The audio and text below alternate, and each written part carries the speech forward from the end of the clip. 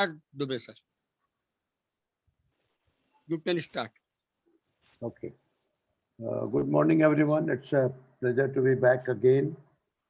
Today we have Mr. Rajan Chandy with us, who has very kindly agreed to speak to the Indore Kashmuti Study Circle. And I want to thank him for accepting our request or invitation to be with us today. And Mr. Rajan Chandy is going to talk to us on the theme, what have you given up in order to come here? Uh, Sometimes Krishna used to say this before he started his talks when he was talking to a group of people or a larger group.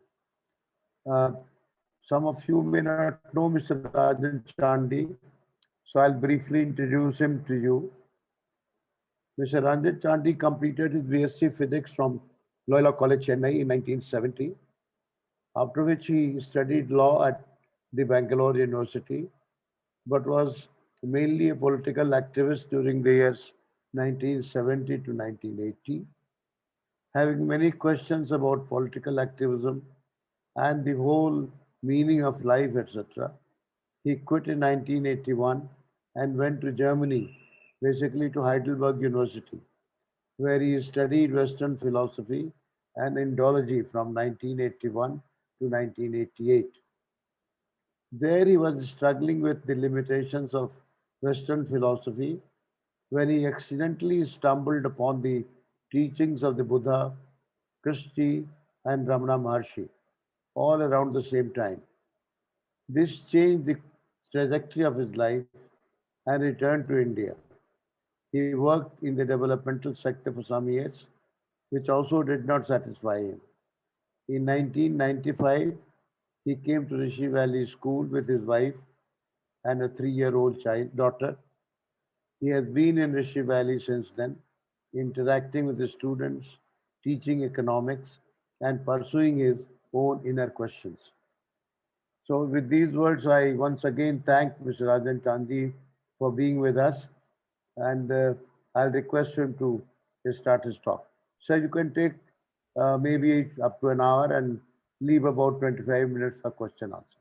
So, it's your stage now, Mr. Rajan Chandy.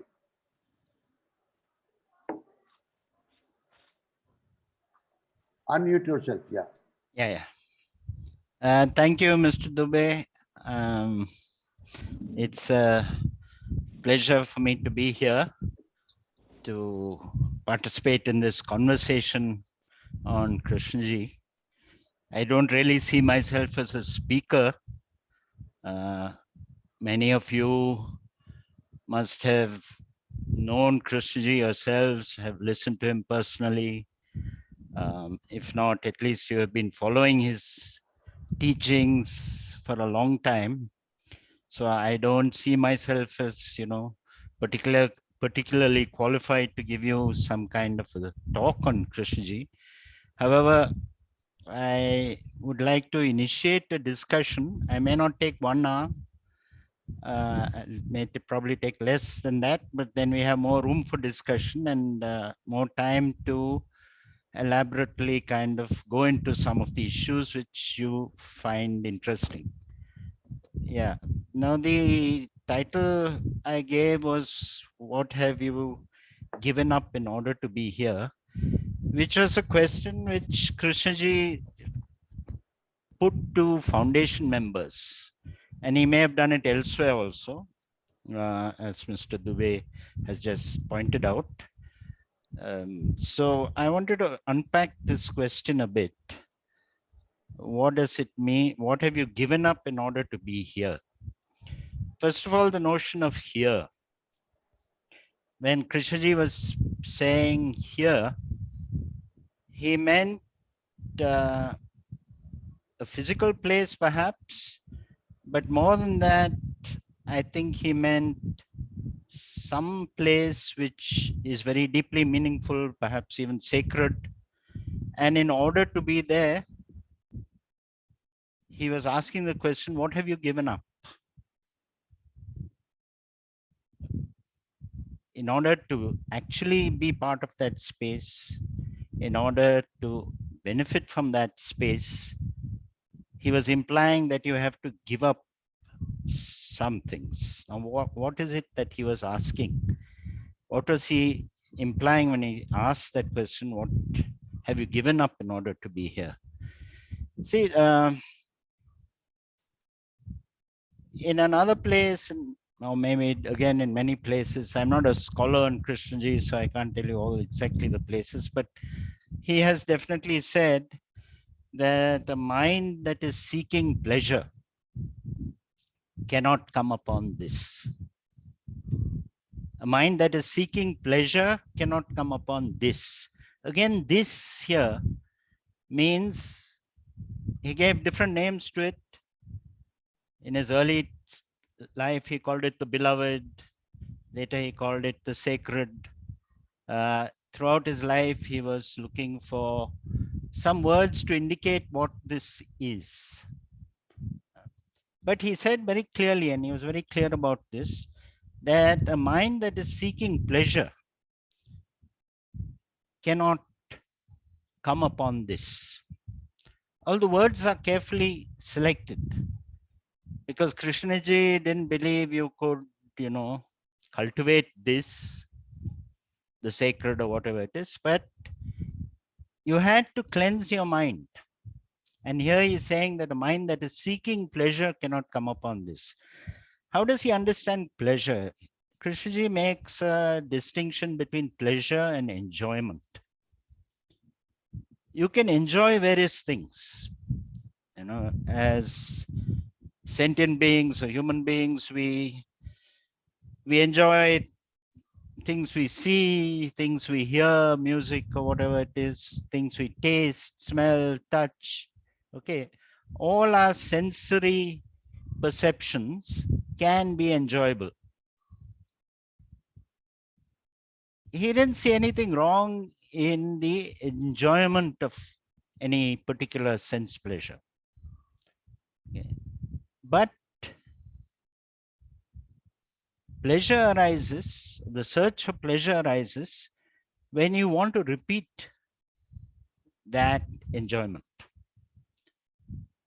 To use one of his analogies or one of his examples, he says you see a beautiful sunset and you enjoy it. But next moment, you want to hold on to that. You want to hold on to that experience. And maybe the next day you come back hoping to see a beautiful sunset again. That mind which is holding on to the experience, which wants to repeat it, which wants it to continue, which does not want it to stop, is a mind searching for pleasure. Now he said a mind of this kind can never come upon this. Now I want to extend this idea of pleasure to various things, which I think are also all implied in what Krishna is saying. You see, basically, if we examine our own minds, if you just look at it quietly at any time of the day or night, or if for different times, we see most of the time we are preoccupied with four things. One is that we want pleasant things. We want pleasant sensations. We don't want unpleasant sensations. And this refers to any kind of physical sensation, be it taste, smell, touch, whatever it is. Then we want security or wealth, because in today's world, security is largely defined in terms of your wealth and your income. So we want wealth, we are afraid of losing whatever wealth we have. The third thing that we want is praise. We want people to praise us. We are very happy when we hear words of praise. We are very unhappy when we hear words of criticism. And the fourth thing, which is similar to praise, is that we want a good reputation. The difference between praise and good reputation is that praise is something which is you hear directly. from somebody. Whereas reputation, a good reputation is something which you have and which you enjoy. People generally speak well of you, think well of you. And we are very afraid of disrepute, of a bad reputation. Now, actually, if we examine, I don't know, I can't speak for all of you, I can speak for myself. So let me speak for myself. When I look at what's going on in my mind at various times of the day or night and different weeks, different parts of the year, I generally find that my mind is preoccupied with one or the other sets of these things. Either wanting some kind of physically pleasant sensations, or worried about some illness or pain that I'm undergoing, or sickness, or I'm looking for praise, I don't want criticism, I'm worried about my reputation, or I'm worrying about my job, my property, what will happen in the future. So my mind is preoccupied with all these things. And in a way, the notion of pleasure all these things can be subsumed under the notion of pleasure. Whether it's praise, good reputation, the feeling of security, or physical sensations. All these are forms, if you like, of pleasure. So when Krishnaji is speaking about a mind that is seeking pleasure, will never come upon this. In some sense, he's saying that the ordinary mind, which is most people in the world, the vast majority, are caught up in these preoccupations. They don't think of anything else. The whole time, even in their dreams, these are the kind of thoughts that are engaging them, preoccupying them.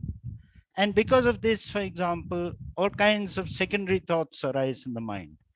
For example, something is giving me pleasure, but somebody does something which blocks that pleasure. Okay, it may be as simple as something I enjoy playing tennis, and then something happens and I can't go for a game. Maybe as something as simple as that. But somebody is preventing me from going for the game. Generally, irritation arises. And if this continues and it happens more than once and so on, that irritation can very easily turn into dislike, even hatred. Because that occasion where that obstacle arose becomes an occasion where the mind becomes unhappy, irritated, and the mind tends to dwell on whatever it's unhappy about. And it tries to find reasons and causes for its unhappiness. And then the mind generally projects the cause on something external, usually on some other person or on a particular situation. And then the mind goes on thinking about this, a bit like a stuck record. And because of repeatedly thinking about this, what is initially a small irritation can grow into a deep dislike, or even, as I said, hatred. Now, if we examine what's happening in ourselves, what's happening in the world, we find that it is this preoccupation with what these four sets of things, which I'll call different forms of pleasure, which is what is driving people. And all the conflict and anger and so on that is happening in the world is arising because people are thwarted in their search for pleasure. However, it's not only when you are thwarted in your search for pleasure that there is a problem. When you're thwarted in your search for pleasure, there is irritation and anger and all, as I've just described. But the problem is even deeper than that. When I get attached to this pleasure, something happens to my mind. We may think anger and irritation is a bad thing, but attachment is harmless. attachment is pleasant. I like it when I'm attached to something, when I'm enjoying something and I want to repeat it.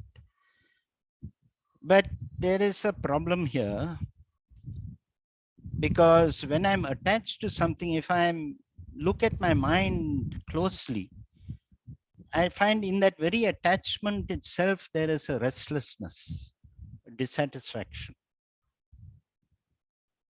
When I'm attached to something, anticipating I'm going to get it now, that mind is an agitated mind. It is not a silent mind. It's not a quiet mind. So the problem starts there itself.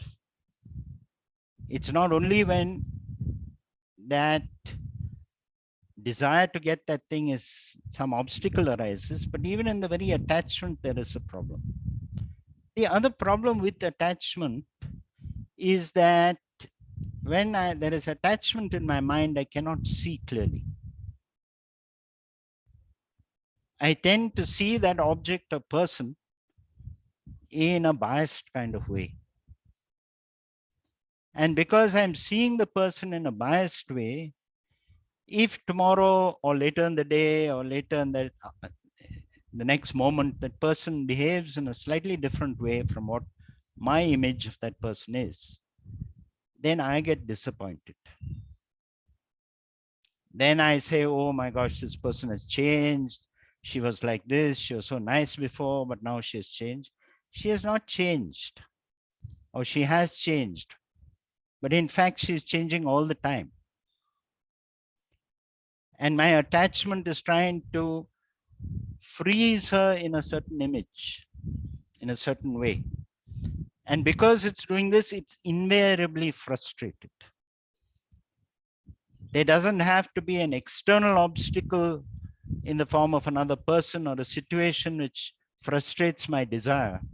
My desire is frustrated in the very attachment itself, because the attachment is giving me a distorted image of the person.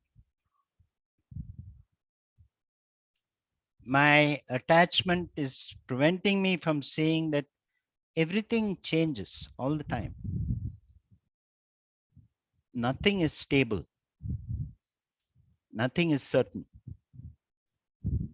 And therefore, the moment I try to build a stable world out of elements which are inherently unstable, the inevitable result of this is suffering, is sorrow.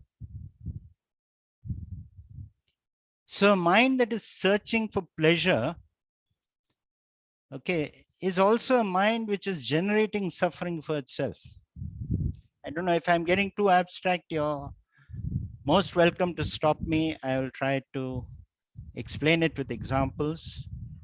But the problem about the search for pleasure is that when you are searching for pleasure, and I mean by pleasure, all these things, keep them in mind, not just physical pleasure, but wanting praise, wanting a good reputation, wanting security, all these things. When I'm searching for pleasure, that very search for pleasure is the source of suffering. Suffering is not coming to me from outside. Suffering is coming to me because my mind is built in this way. And unfortunately, human minds are generally built in this way. We'll not talk about the animal world. We'll just stick to human beings. But human minds are constructed in this way, that they search for pleasure, and inherent in that search is frustration, is suffering. Because this search is based on a misunderstanding or misperception of nature of things.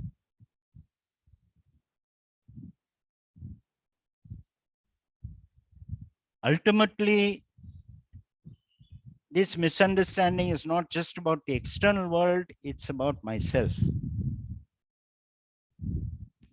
I have a sense of I, of self, okay, which is also a misperception.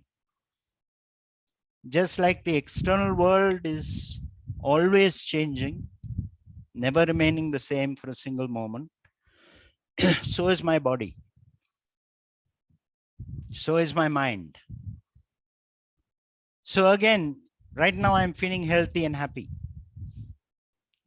Many of us here are past our prime. I myself am past 70. Yeah. So right now I'm talking to you, I'm feeling pretty okay physically. Uh, but you know, it can happen suddenly in the middle of my talk or the end of my talk, or when I go home and lie down, some pain can emerge. Now, and the pain can get emerges somewhere for some reason. Okay, maybe it's just aging. Then we get flustered. We get flustered, we are worried, we think we are falling sick. Maybe we are falling sick. Okay. But apart from the sickness, which is inevitable with aging, there is also the anxiety about it. Now, that anxiety is manufactured by our mind. If we clearly understand the nature of our own bodies, that it's changing from moment to moment, it's not stable. Ultimately, it will pass away.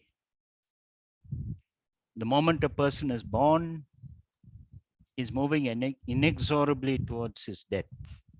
With every passing moment, he's coming closer and closer to death. Okay, which means his body is aging, its capacity is changing, it's becoming less and less. And not just the physical body, but the mind also. Now, if we see this clearly and understand it clearly, then we won't be perturbed when it happens. We can't prevent that from happening, it's the nature of things. But we can prevent being worried and anxious and perturbed about it. Likewise with relationships. Relationships change, even with your very near loved ones. Dubeyji, in his introduction, said, I came with my daughter when she was 3. Now she's 30. For many years, she's been away from the country.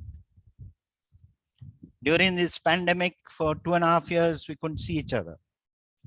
She couldn't visit. I was planning to visit the first time. She's in Spain, but planning to go there. And then the pandemic, I got my visa, I just going to buy my ticket. And then the travel agent was kind enough to tell me, sir, wait, people are canceling their flights. Don't book now. And I didn't book. And sure enough, a week later, many flights were canceled. So, yeah, so I didn't get to see her. Now, that also is in the nature of things. I'm very fond of my daughter, Parekh sir will know, because he was here when she was very small. He knows her from when she was very small. I'm very fond of my daughter, but c'est la vie, as they say in France, such is life. So this search for pleasure and so on, attachment which arises to these pleasure, this wanting pleasure, is intrinsically a problem. It's not just that as long as you have this, you won't come upon that, which means the sacred or the religious mind or different things which Krishnaji called. If we are desired to give up these things is because we want to have the pleasure of, and I use these words deliberately, the pleasure of a religious mind, then we are caught in the same trap. We are giving up all these kind of pleasures, but we want some greater pleasure, which we think we call it the religious mind, we call it this, we call it that. Then it's still a mind which is searching for pleasure.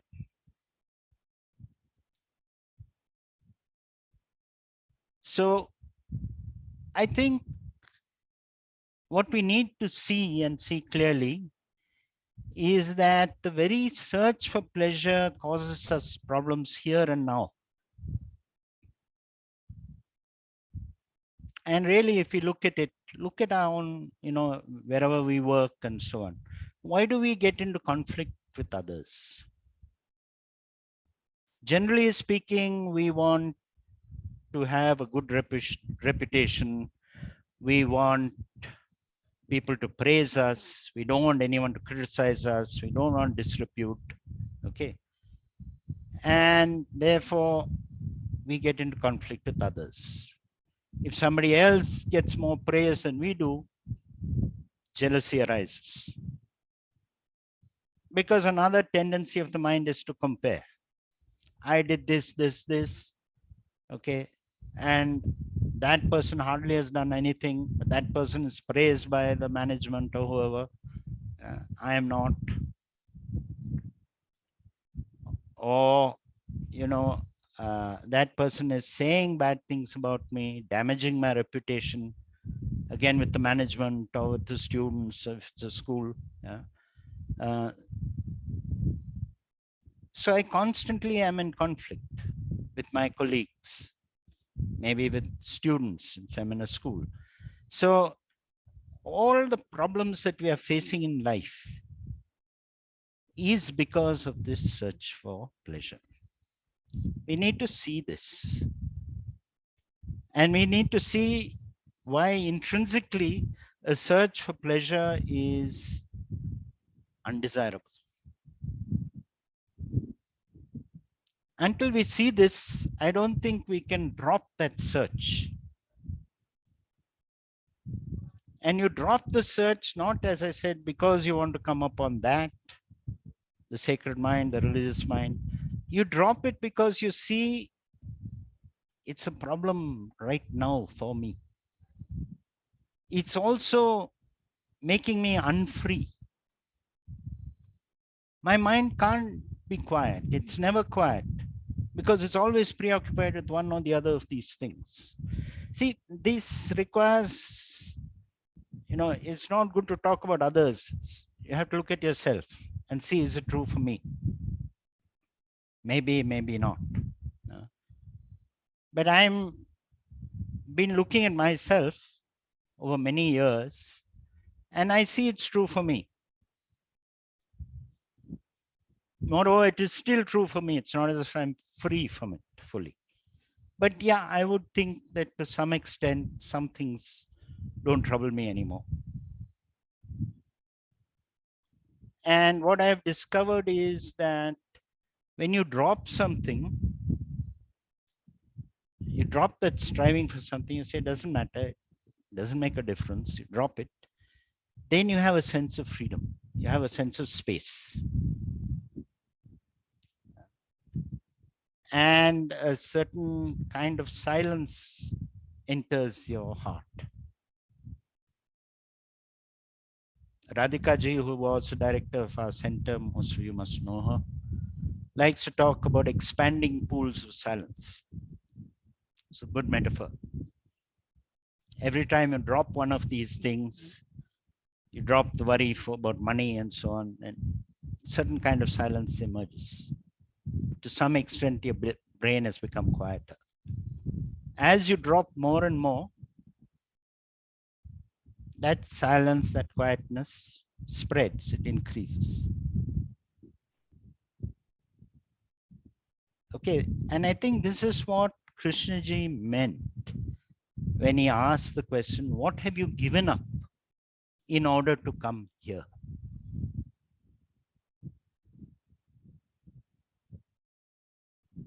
And in some sense, I think he was saying that, these are not two different places. As you give up, you are here. If you don't give up, you are not here. So you may be with Krishnaji 24/7. But if you haven't given up, you are not there.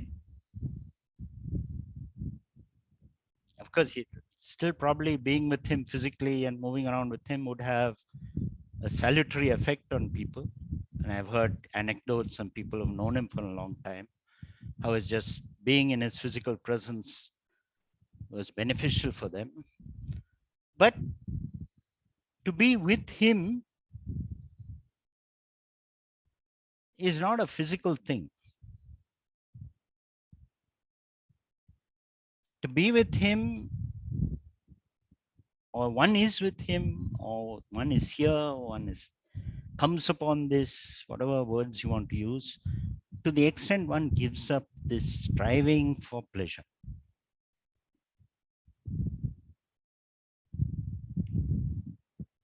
Now, Krishnaji never liked the question of how. How does one do it? He just said, see, and it will happen. He said, if you see a cobra, nobody needs to tell you don't touch it. You won't have anything to do with it. So the implication was that if you see that this search for pleasure, and again, I'm repeating, search for pleasure includes all these different things I've been saying.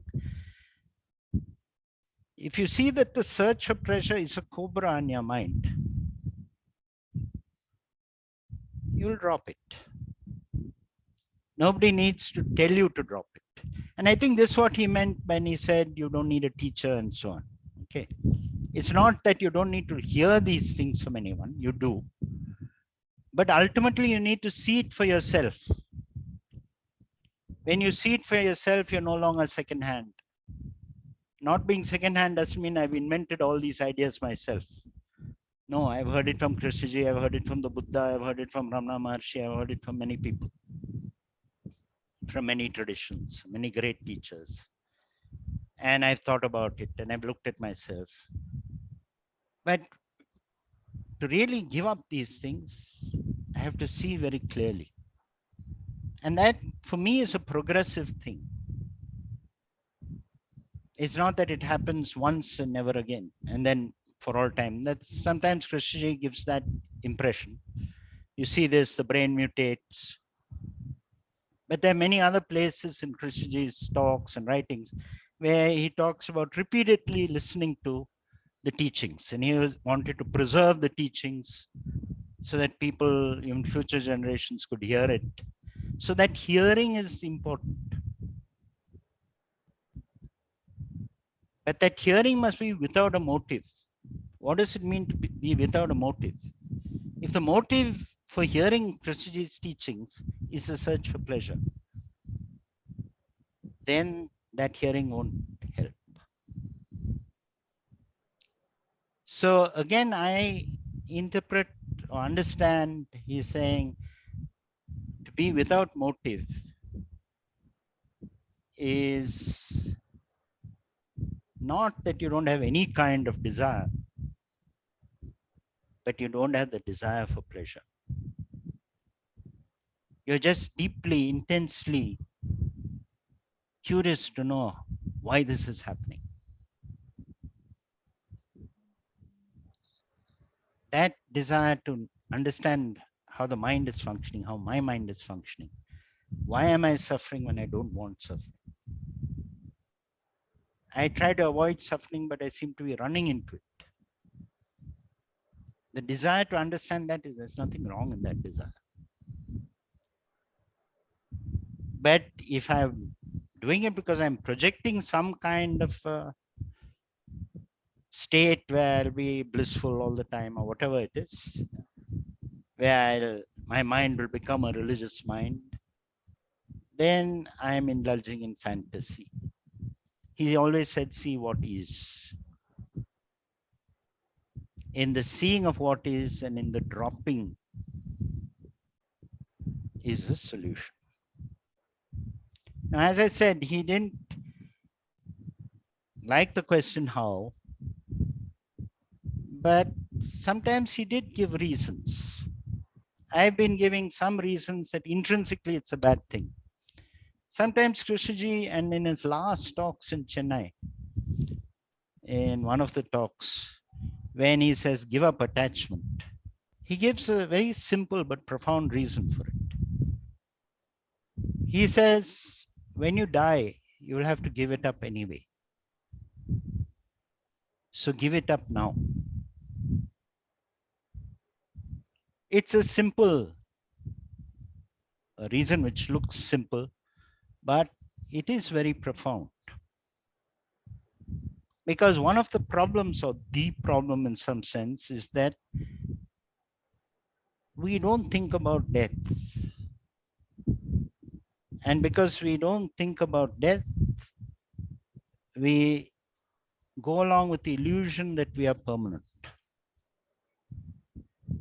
If somebody were to ask you, will you die? You'll probably say yes, because you know somewhere that everybody dies. But if you ask yourself, will I die before this talk is over? Or will I die today? What is the answer? The answer will be deep feeling no. I won't die today. I won't die tomorrow. I won't die this year. I may die 10 years from now. Okay. So because of that, there is inbuilt in us this idea of permanence. It's part of the, what in the Indian tradition they call avidya. One facet of avidya is the clinging to permanence, our own permanence. And because of that, all these things assume huge proportions in our mind. Wealth, security, name, fame, reputation is all because there is some me here who's permanent. So Christianity does give indicators of a how, but he doesn't systematize it into a path.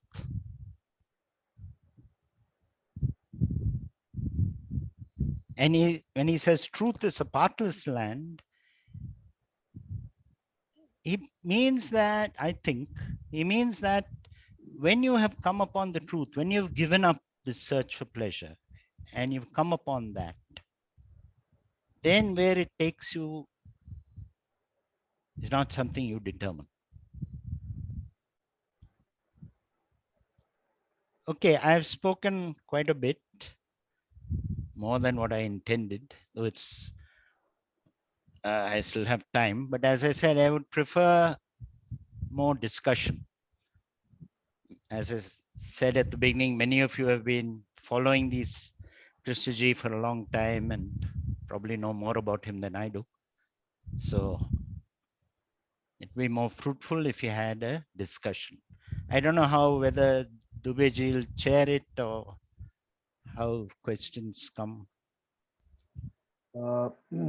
First of all, let me thank Rajan. It's very beautifully placed. And I think you have placed the whole teachings very systematically in a nutshell. Thank you so much for doing it. We have 3 hands already raised, so I'll take them one by one. We'll start with Mr. Shankar Rao. Yes, Shankarji, please unmute yourself. Unmute. Could you also put on your camera if you can? So Yeah. Please, let's see you, please. I'm not well combed and all that, but still okay. yeah, it's easier to respond to someone you see. Yeah. Yes. Yeah. In fact, I saw you in Rishi Valley, and I had few emails exchanged between us some time back. Okay. My question is, you insisted on the word giving up and another word pleasure, giving up pleasure. So my question is, are you talking of giving up part by part or giving up whole? What is it meant, in case you agree that we have to give up whole, what is that meant by giving up whole? And the second question is giving up only pleasure is everything? Or pleasure which is coming from thought, that is the source of this pleasure? So understanding thought and the falsity in the thought and giving up whole, something like that, I want to hear from your mouth. Thank you, sir. Yeah. Should we take a few questions and then do it, or should I? Yeah, you can do it both ways. We can, if you want some more questions to come up and then answer, that can be done. So let's say, whichever. yeah, Or maybe I'll take this up because I think it's a good idea to answer questions one by one so that you don't have all of them piled up. Yeah. Yeah, Mr. Shankar, one clarification by pleasure, I said that I made a distinction between enjoyment and pleasure right at the beginning of my talk and said there's no harm in enjoying a beautiful sunset. But the moment you want to hold on to it, you want to repeat that experience, that enjoyable experience, it becomes pleasure. When you say hold on to something, you have some way frozen it through your thinking. So the element of thought comes into that process. Okay. I want to have it again. I don't want it to go. Those are thoughts. Okay. So, and pleasure also, I said, was not just sensual pleasures in the sense of, nice taste, nice, beautiful sights, sounds, music, and so on.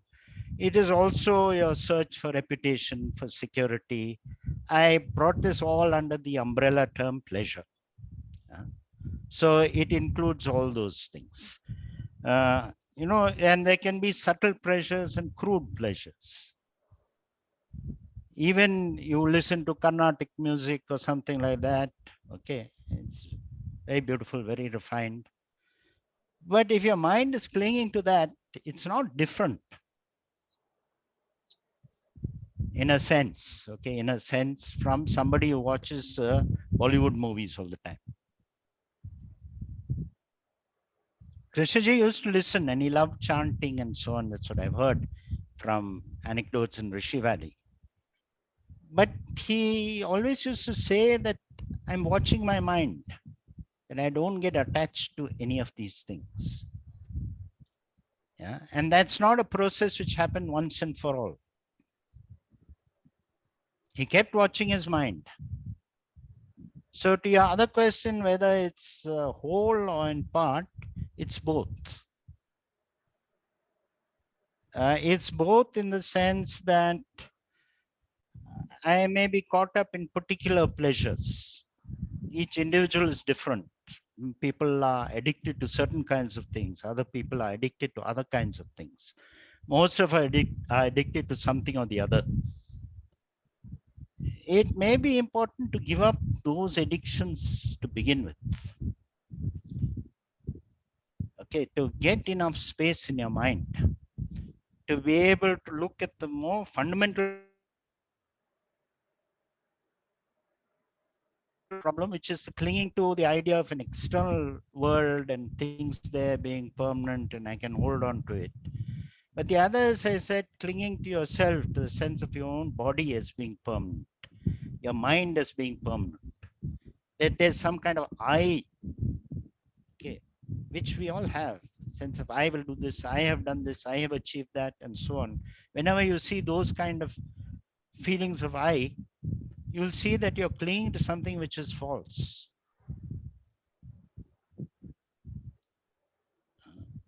But that insight is a more difficult one to attain, I feel. If you are still running after external pleasures, maybe you need to first drop them and then you gather the energy to look at this. There may be some people who can look at it directly. If you look at the history of various mystics and so on, the biographies of various mystics, some of them got it like this, in a flash. Some took a long time. I don't think there's any fixed pattern. If you want to use Indian traditional terms, it depends on the samskaras you come with or the vasanas in your mind. Okay, here we believe you're born with certain tendencies. So some people may have been born with very auspicious or good kind of tendencies in mind. Others have to work through difficulties. So for some, it'll take time. For some, it'll happen in a flash. For some, it'll take time and then happen in a flash. I think it's a false dichotomy to say whether it happens gradually or all at once. I don't know if I've answered your range of questions. Maybe we can take up some other questions. And Yeah. Thank you, Rajan. I think you have answered because I can see Shankar Rao nodding his head. We can go to Mr. Dinesh Waghmare. Yes, sir. Please go ahead. Are you able to listen to me, sir? yes, I can hear you. Yeah, I just wanted to explore this furthermore. you are insisting on dropping the pleasure. But the real challenge isn't it that we have to go above the pleasure and pain polarity, and escaping from pleasure is also escaping from life, isn't it? No, no. I have defined pleasure, and I think Krishnaji also defines it in a certain way. You see, there are many places where he says, when you see something, that seeing itself gives rise to a feeling.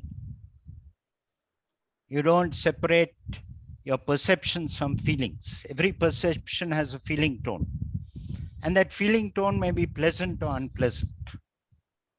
Given the nature of our constitution, human bodies, minds, and so on, we are constantly subjected to feelings, to perceptions which are either pleasant, unpleasant, or kind of neutral.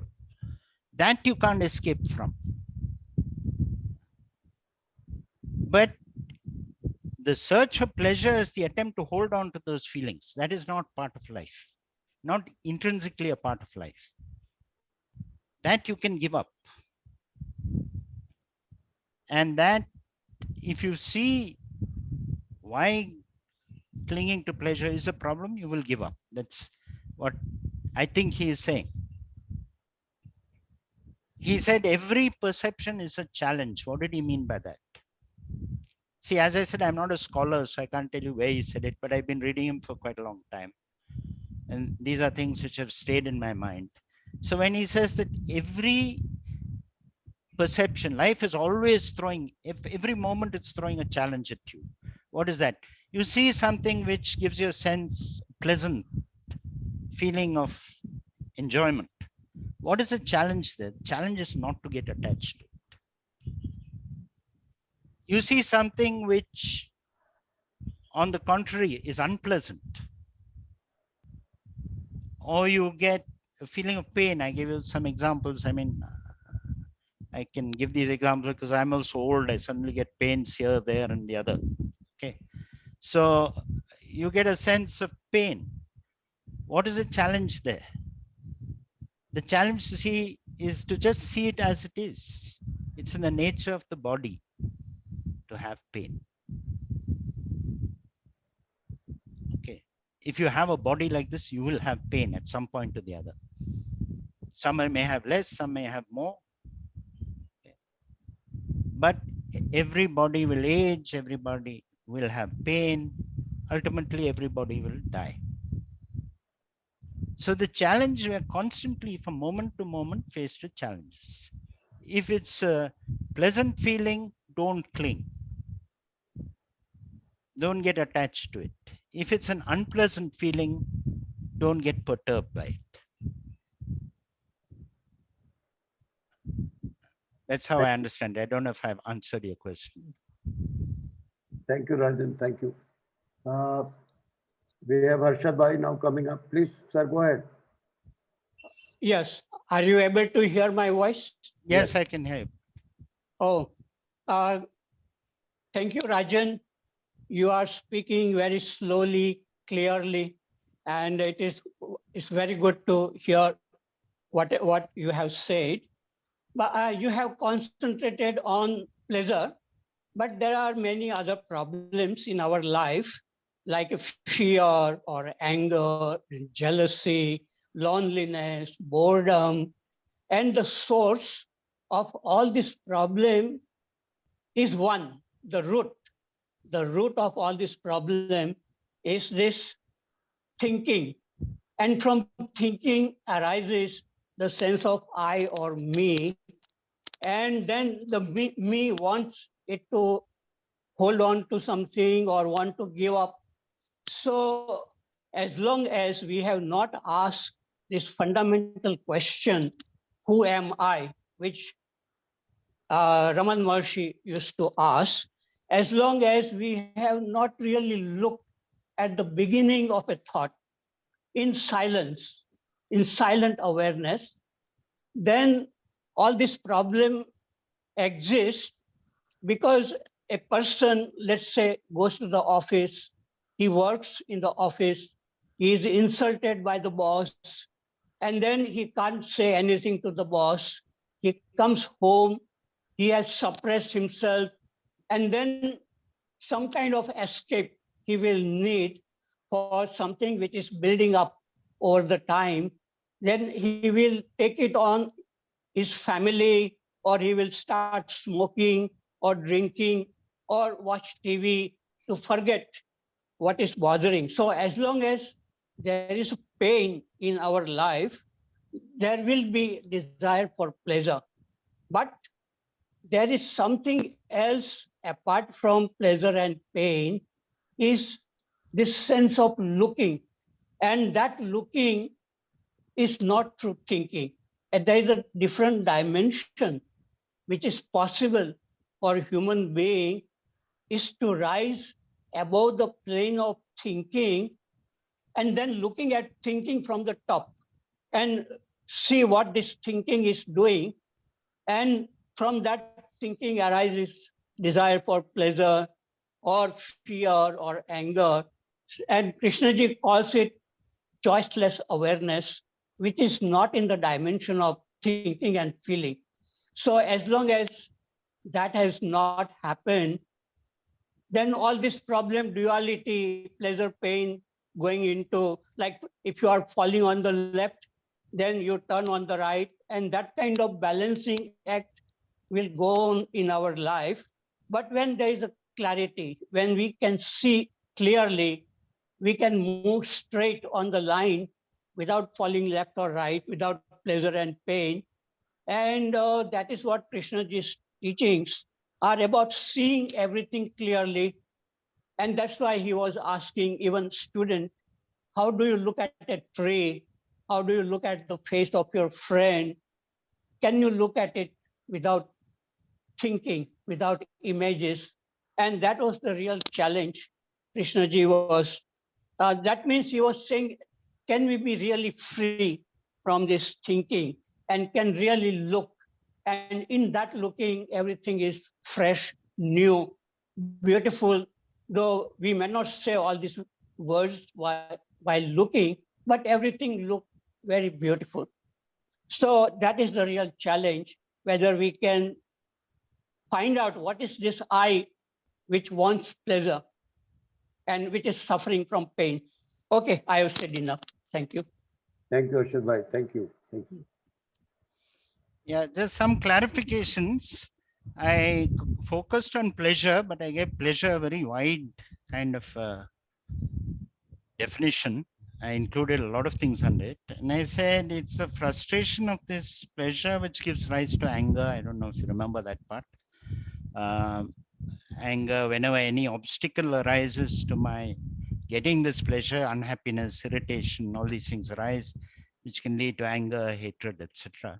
So also jealousy and so on. If my pleasure, the form of pleasure I get is praise, I'm most interested in praise. I'm not interested in good food. It's quite possible. I don't care what kind of food I get, but I want to be praised. I want a good reputation. In fact, this good reputation is pretty fundamental. Praise and the good reputation. Many people can give up on food. They can give up on other comforts, but they want to be known as great meditators or great spiritually realized people, etc. So I gave a very broad definition of pleasure. One wants that. One is said, oh, how clear you are, how well you speak. Okay, and then you cling to that, or I cling to that. And then next time somebody says something critical about it, then I get angry. Or somebody says that person spoke much better than Rajan, Chandy. I feel jealous. So I think it is pretty comprehensive the way I looked at pleasure. And I said there is something more fundamental, that is a sense of I. That is more fundamental. However, I do not think, and there I differ somewhat with Krishnaji. I do not think that most people can deal with that question of I directly. I indicated it I'll say if somebody is addicted to something, it may be better if he just gives that up or learns to give that up first so that he gets certain space in his mind in order to look at this question of who am I or what is this I that I'm clinging to. But that is, I think Krishnaji expected and wanted everyone to directly look at that question, or he seemed to, in many of his talks, indicate that. Though I'm told by people who have known him that in private conversations, he has said different things. What he has said in his public talks and what he has privately advised people has not always been the same. Very often at private level, one-to-one level, he has indicated to them, you work on this, which he probably saw as their, what is holding this particular individual back. You know, and if you take the Buddha, who I am also, I mean, I read a lot and I'm very interested in what the Buddha taught. The Buddha pitched his teachings very differently for different individuals. And he often felt that some kinds of teachings given to people who are not ready for it won't help them. So for some people, he pitched his teachings at a level which he deliberately knew was not the fundamental level. I think there's a lot of wisdom in that. And Krishnaji seemed to do that. In his public talks, he was uncompromising. He always pitched it at the highest level and said, either you understand it or you don't understand it. Okay. But in his private thing, he, you know, people who've known him, including, for example, Samdong Rinpoche, who's a Buddhist monk, who some of you know. He said he's one of the most compassionate people I've known, is what Samdong Rinpoche has said in conversation when I was there. So at a personal level, one-to-one, I think Krishnaji tailored his teachings more to the needs of a particular person. And I think that's a good thing. Okay, so can I take another question? Yeah. Mr. Thank you, Rajan. Yeah. Pawandeep, can you unmute yourself, please, and also put your video on, Pawandeep Kaur.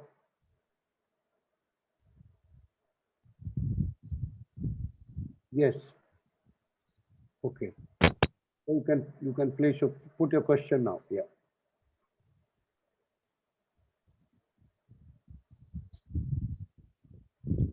We can't hear. We can't hear you. Are you muted?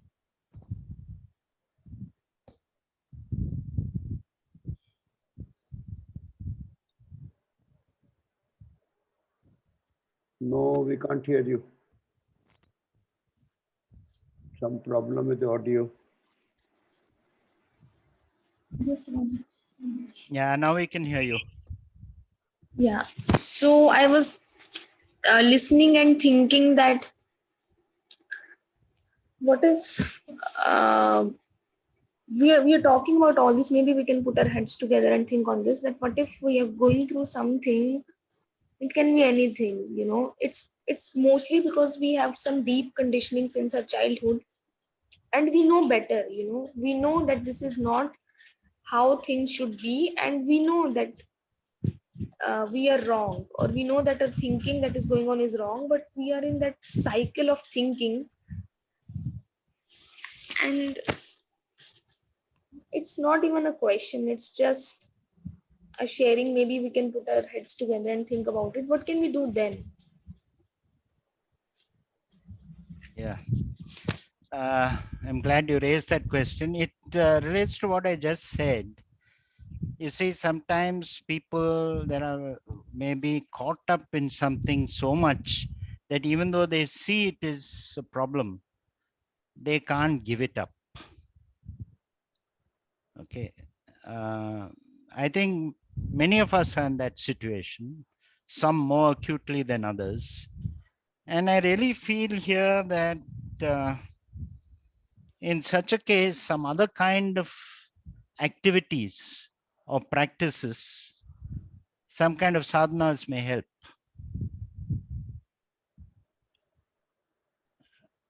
You know, Krishnaji didn't recommend these again publicly, but privately he did yoga, he did many things.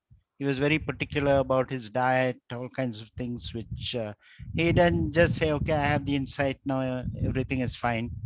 He realized the need to keep body and mind in a certain shape. Yoga, for example, or other kinds of meditative activities, I'm not specifying any particular one, can help one to get over a hurdle in one's own personal life. Because I don't know where she's gone, Miss Kaur. She seems to have gone off.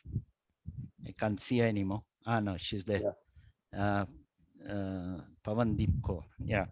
So, you know, sometimes doing something like that, yoga, yoga I'm using again in a very broad sense, something you have to find which is suitable for yourself, may help you to get past that obstacle.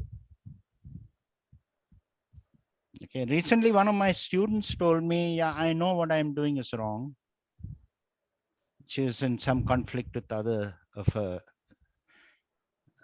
She had gone through some tragedy in her life, and because of that, she'd become very clinging with others, and they were reacting. She said, I know what I'm doing is wrong, but I can't help it. I'm not in control. Yeah. So there are, you know, people who are less in control than other people. Some people are hardly in control of their minds. Some people are more. Some people are very much able to just watch their minds carefully. So I think a kind of some kind of practices are useful for people who at the moment do not have much control over their mind. And again, I'm using the term yoga generally, but I'm not specifying a particular type of yoga and so on. To know that, you would have to talk to somebody who could advise you on that. Doing some kind of thing, even physical exercise of certain kinds, can help you get over this barrier. Okay. Thank you. Thank you, Rajan. We'll go to Mr. Prasad Mulupuri and then Durga ji. Yes, sir. Go ahead. Sir, Mr. Rajan has explained wonderfully well the role of pleasure and the role of joy in life, the distinction between pleasure and joy. And he has also, he has mainly concentrated on the various facets of pleasure. How many types of pleasure we have. And how many, and how when this pleasure is thwarted, you get irritation, anger, jealousy, and all those things. But sir, the question, but the topic, what have you given up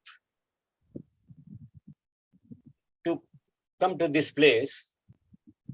To my mind, it encompasses many more things than mere pleasure.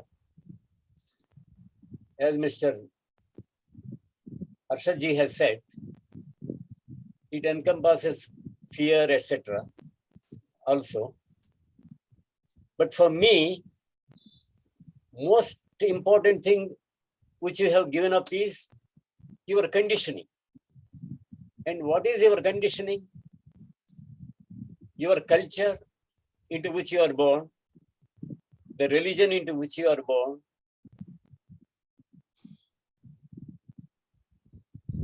and the idea that the social service and the political action are good, reformation is good and things like that, outward reformation. All these things, Rajanji is a worshipper of not only Buddha, but also Ramanji and all that, Ramana Maharshi and all that. But But Krishnaji has not liked these comparisons between saints, because these comparisons have no validity. You think X is a saint, I think Y is a saint.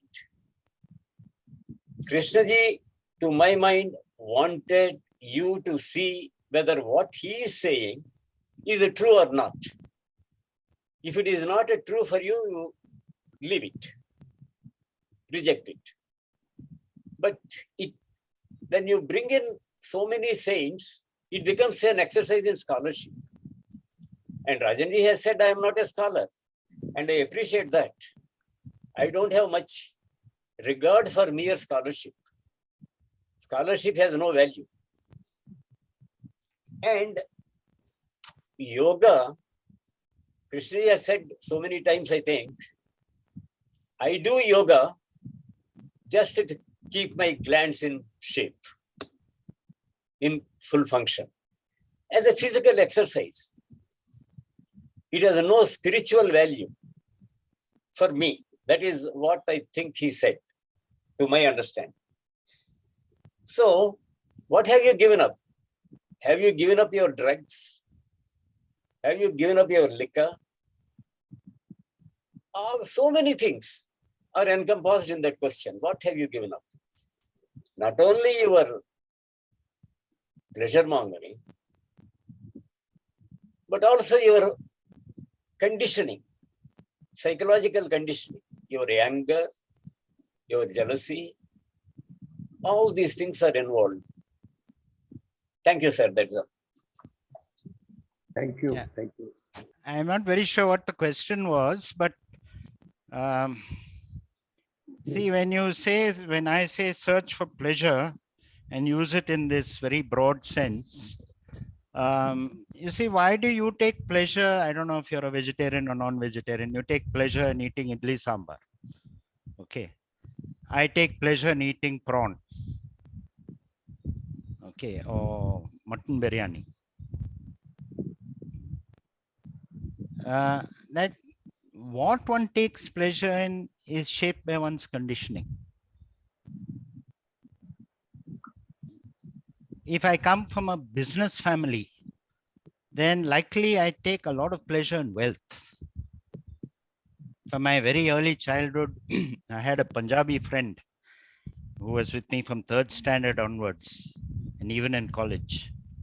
You see, his father had, his mother's side, they had some factory in Bombay, and they were running all tires and rubber and so on. In Bangalore, they had a wholesale outlet. From the 4th standard, from years of 8, 9 years old, he used to go every evening after school to the factory, to the shop, to learn the business. Okay.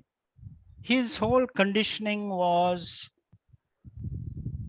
wealth is the most important. Making money is the most important. I came from a different kind of family. For me, in my family, wealth was not considered a great thing. It was, in fact, looked down upon somewhat. Service, honesty, my father, uncles, all government servants. These things were considered much more important. But both are forms of conditioning. So when you say give up pleasure, okay, you are also giving up a particular type of conditioning. Secondly, in this discourse, I have not brought the Buddha in at all. Nor have I spoken of Ramana Maharshi. It's in fact Parekh sir who spoke about Ramana Maharshi. Just my background, yeah. But I have tried to present it in the language of Krishnaji. It's only in the discussion that here and there some other things are coming in. So I am not comparing these one with the other. If you had asked me to give you a Buddhist discourse, I would have given you a different kind of discourse. These are things which I believe Krishnaji said. And I'm trying to say how I understood what he said. And it's good that we have a discussion on that. Yeah. But the giving up of pleasure is the giving up of all different kinds of conditions. We don't have just one kind of condition. We are conditioned in so many different ways. And all of them are related to one of the other of these things. Okay. When they tell a woman, you have to be in the house, you have to be a housewife, you have to look after the family, etc., etc. Yeah? That's your first duty. It's not to go out and get work. This is a conditioning based on this struggle of different family cultures for power. The most important thing is the family. The family must stick together. Okay. That's a particular type of conditioning. If you go to Europe and so on, they don't have that kind of conditioning. In Germany, they don't tell their daughters that, at least not anymore. But they have other kinds of conditioning. So when you give up your search for pleasure, for security, for wealth, and so on, you will give up bit by bit, okay, strong elements of conditioning in your life. And it could happen, I said this before, so I'll repeat it. It could happen all at once.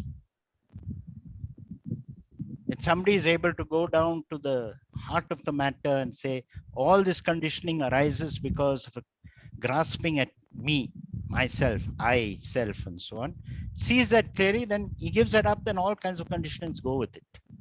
It can happen. But unfortunately, it does not happen in the majority of cases. Krishnaji spoke for so many years.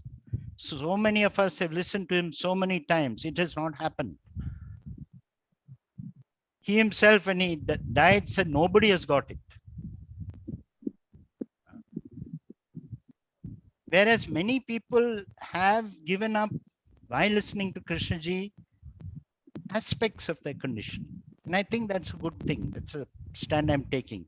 It's not either all or nothing for me.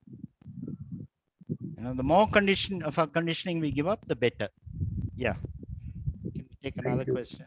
Thank you, Rajan. Yes, Durga ji, please go ahead. Hello. Yeah. Yes, we can I hear hope you. I'm audible, sir. Yeah, yes. Yes, Sir. yes, yes. Yes, sir. Yeah.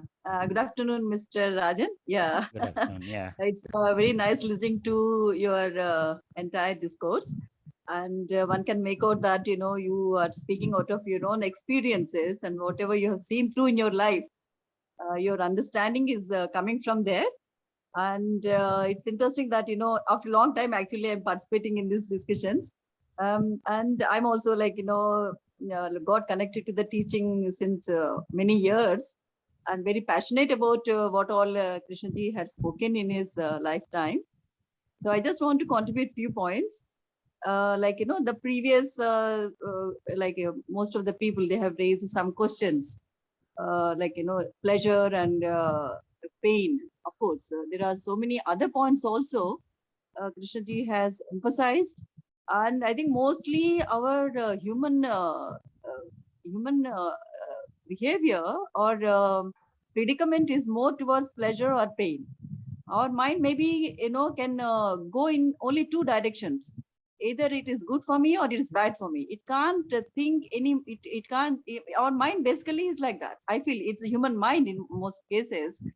And of course, he had spoken about identity and how we cling to the identity and how it's impossible for us to stand on our own ground and to be nothing, because we feel very lost if we have nothing with us, you know, no identity, nothing, you know. So then we have to understand the fear, why we are clinging to the fear.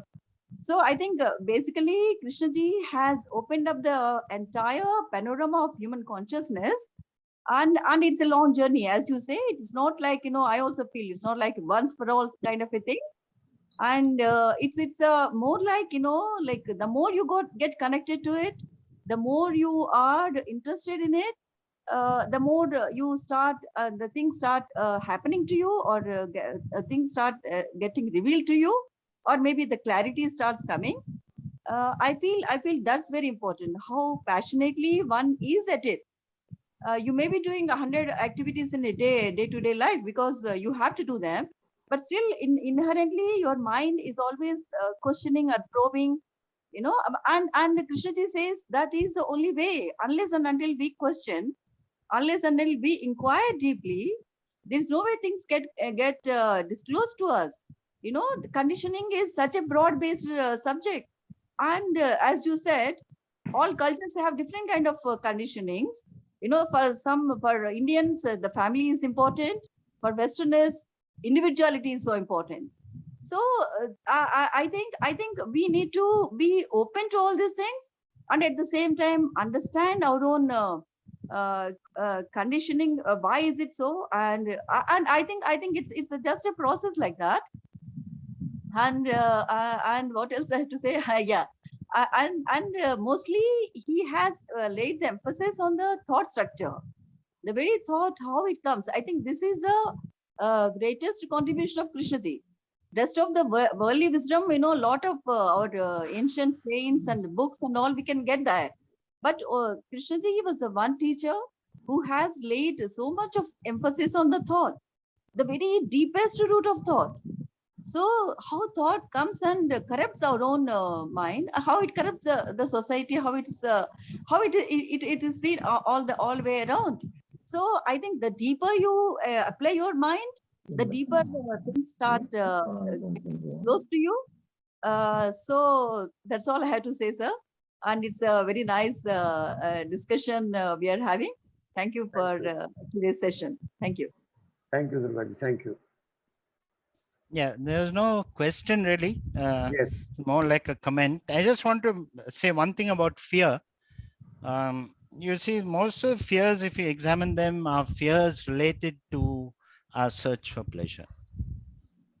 A lot of our fears and anxieties are example about our wealth, our jobs, our income.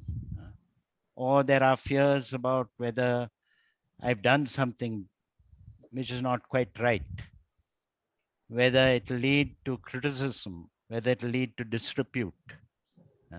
So if we examine the structure of our fears, we will see that most of our fears, I'm not saying all, are related to our search for pleasure and our desire to avoid pain. I didn't emphasize this, but they are two sides of the same coin. The search for pleasure and the desire to avoid pain. They are both just different sides of the same coin, basically. So most of our fears are related to this. There is one fear which is perhaps more fundamental, that is the fear of death. That may be more fundamental than this fears about whether I'll lose my job or I'll get demoted, I won't get promoted or whatever. Okay. Thank you, Rajan. Yeah.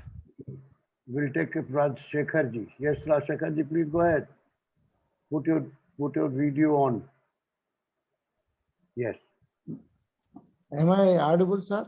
Yes, Yes, you are. Good morning to all. I have just totally a praise to Rajan sir. It is just like a dawn, and when darkness is there, when ray by ray is coming, we are getting enlightened.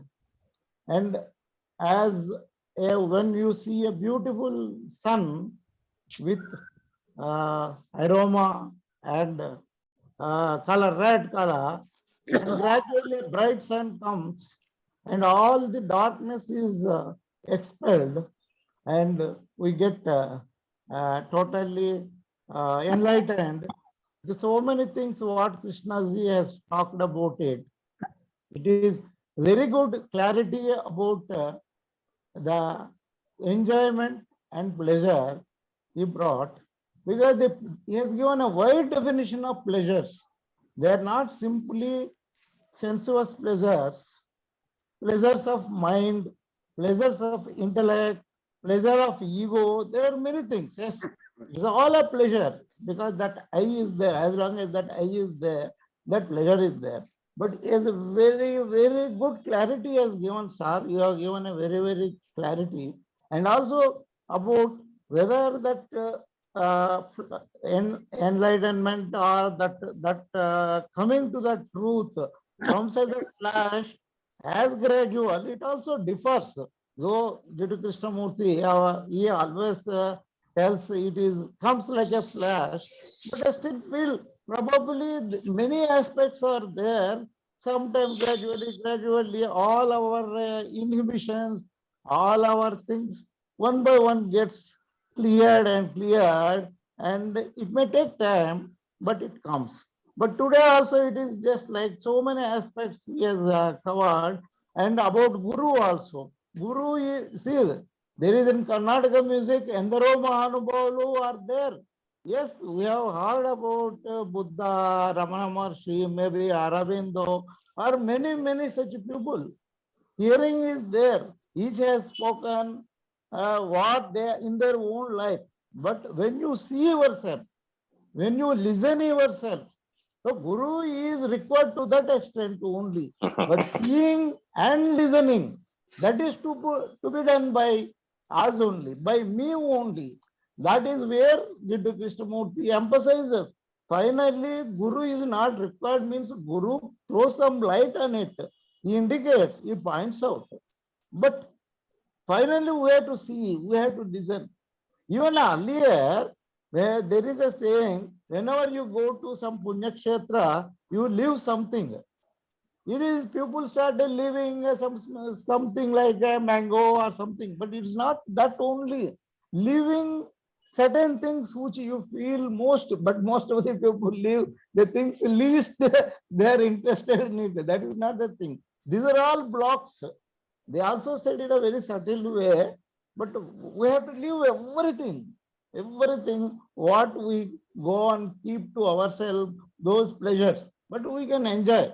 Yes, if I am the world, I enjoy with all those things. But where I have to draw the line, that enjoyment and when it is a pleasure, I want to hold on. Sir, you have brought a very, very great clarity. And particularly, I listen all Sunday, this one, the people who lived along with Jiddu Krishnamurti, who have lived along with him, seen him, talked to him, and they are speaking after their own experience, not from any book or anything. So I am very much very indebted to this center also, bringing such a great people who have associated with Jiddu Krishnamurti. I don't fail unless I go for rock walks or something, then that is a different thing. But I am listening, sir. Thank you, sir, very much. Rajanji, sir. Thank you, sir, very much. Yeah, thank you. I am over, sir. Finished. Thank you. We have just about 3 minutes, so we can take short questions now. Anandji and Abhishek Pandey. Make it really short. Yes, Anandji. Yes, sir. Sir, I mean, when we listen to Krishnamurti or listening to anybody else, including Mr. Rajan, can we see we are listening from our own conditioning and we interpret that immediately based on our likes and dislikes?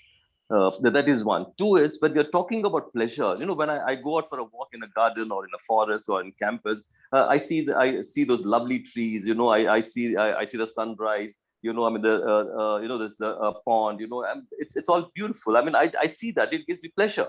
All right. And at the same time, there's some ugliness also. I mean, I see that also, but I don't react to it.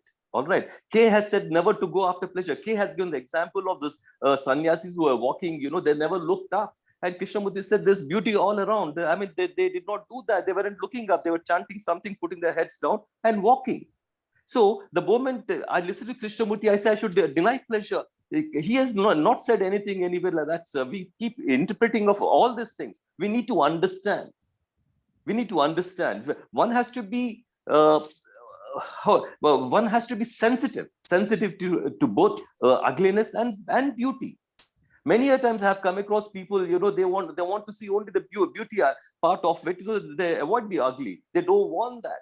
They see something which is happening out there, and they say it should not be happening. So can I see my conditioning, which plays a major role in all these things? And again, coming back to every saint on the planet has said, you must become something. Krishnamurti is the only person who has said to remain with what is. We have made them, we can quote all kinds of names. You said that they're great people, but I seriously need to look at it. And coming to Buddha, 300 years after Buddha passed away, they started writing about him. I don't know what Buddha said and what Buddha has not said. It is the interpretations of those disciples 300 years later on who have written what he has said. I need to look at it, sir. Oh. Yeah, maybe we can take the last one. I think we can discuss about Buddha next time. Yeah.